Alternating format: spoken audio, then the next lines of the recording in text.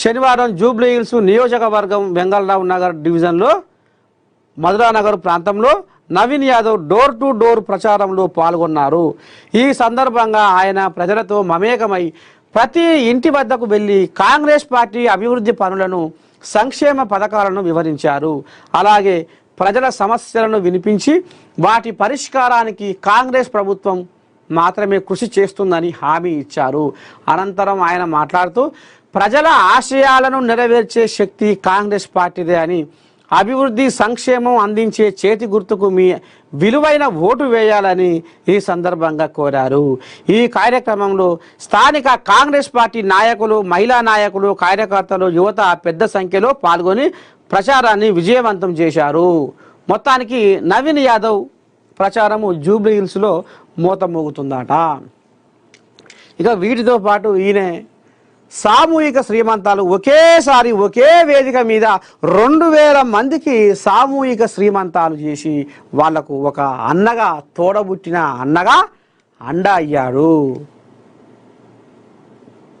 వేలాది మంది చిన్నారులకు అన్నప్రాసన చేయించిన ఘనత నవీన్ యాదవ్ది.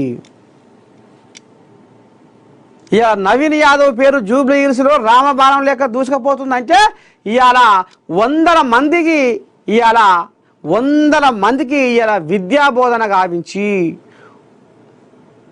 ఉత్తమ అధ్యాపకులచే ఇలా విద్యార్థులకు విద్యను అందించి అలా ఒక 200-300 మంది దాకా వాళ్ళను టీచర్లుగా, పంతులుగా తీర్చిదిద్దిన ఘనత నవీన్ యాదవ్ది.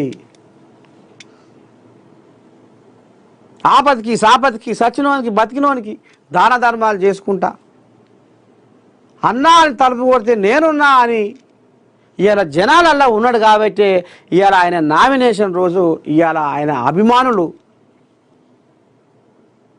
వేలాది మందిలో రోడ్ల మీదకి వచ్చి ఈయనకు మద్దతుగా నవీన్ యాదవ్ గెలుపులో భాగంగా ఈ రకంగా ఆయనని ముందుకు నడిపిస్తుర్రు. ఆయన చేసే సేవా కార్యక్రమాలే ఆయనని గెలిపిస్తే అనేది అభిమానుల నోటి నుండి జాలువారుతున్న మాటలు.